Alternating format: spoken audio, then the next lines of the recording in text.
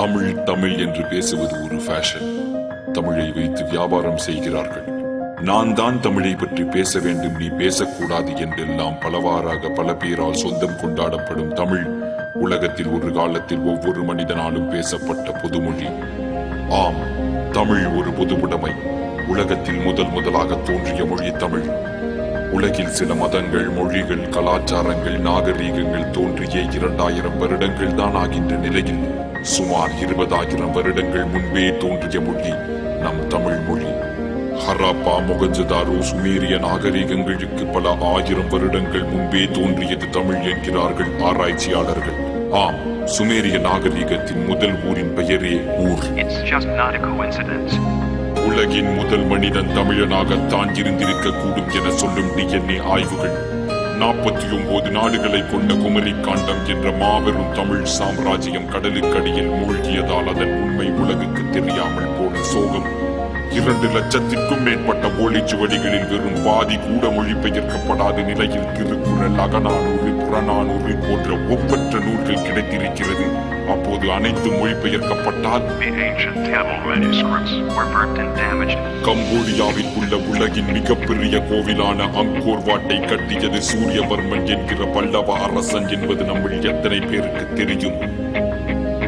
உலகத்தின் மிகப்பெரிய கீசா பிரமிடை விட 8 மடங்கு பெரியதான தஞ்சை பெரிய கோவில் ராஜராஜ சோழனால் 6 வருடங்களில் கட்டி முடிக்கப்பட்டது எப்படி என்று இன்னும் வியந்து நிற்கும் ஆய்வாளர்கள் மத்தியில் இதை போன்ற ஒரு மாபெரும் அதிசயம் இன்னும் உலக அதிசயமாக ஏன் அறிவிக்கப்படவில்லை என்கின்ற கேள்வி.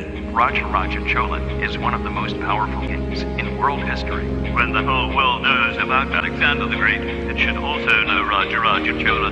உலகிற்கு நாகரீகம், கலாச்சாரம், கலை, அறிவியல், மருத்துவம் என அனைத்தையும் கற்றுக் கொடுத்த நம் தமிழர்களின் இன்றைய நிலைதான் என்ன? தமிழின் பெருமை மறையவும் அழியவும் காரணமாக தமிழர்களே இருப்பது மிகவும் வருத்தத்திற்குரிய விஷயம். இதற்கு தீர்வுதான் என்ன? சுலபம். ஒவ்வொருவரும் தமிழில் பேச ஆரம்பிப்போம். தமிழ் மேல் வெறி, செந்தமிழில் தான் பேச வேண்டும், வேறு மொழிகளில் பேசக்கூடாது என்றெல்லாம் கூட இல்லை. தெரிந்த தமிழில் தலை நிமிர்ந்து வெட்கப்படாமல் பேசினால் போதும். தமிழின் பெருமையை பரப்பணி யார் என்று யாரேனும் கேட்டால் தமிழன் என்று சொல்லாதீர்கள், மனிதன் என்று சொல்லுங்கள். ஏனெனில் உலகில் முதலில் மனிதர்கள் பேசியது தமிழில் தான் என்று நான் மட்டும் சொல்லவில்லை, அலெக்ஸ் காலியர் போன்ற ஆராய்ச்சியாளர்கள் கூட சொல்கிறார்கள். At one time, we all spoke the same language on the planet. And the last time we all spoke the same language, the language was the Tamil language of India. That was the one language we all spoke. But we got too powerful. நாகரீகம், கலாச்சாரம், மதம், சாதி என அனைத்திற்கும் அப்பாற்பட்டது நம் தமிழ். தமிழ்நாட்டில் பிறந்தவன் மட்டும் தமிழன் அல்ல. ஆப்பிரிக்கனோ, அமெரிக்கனோ, கருப்போ, சிகப்போ, தமிழ் மேல் பாசம், நேசம், மதிப்பு கொண்டு தமிழ் பேசும் ஒவ்வொருவனும் தமிழன் தான்.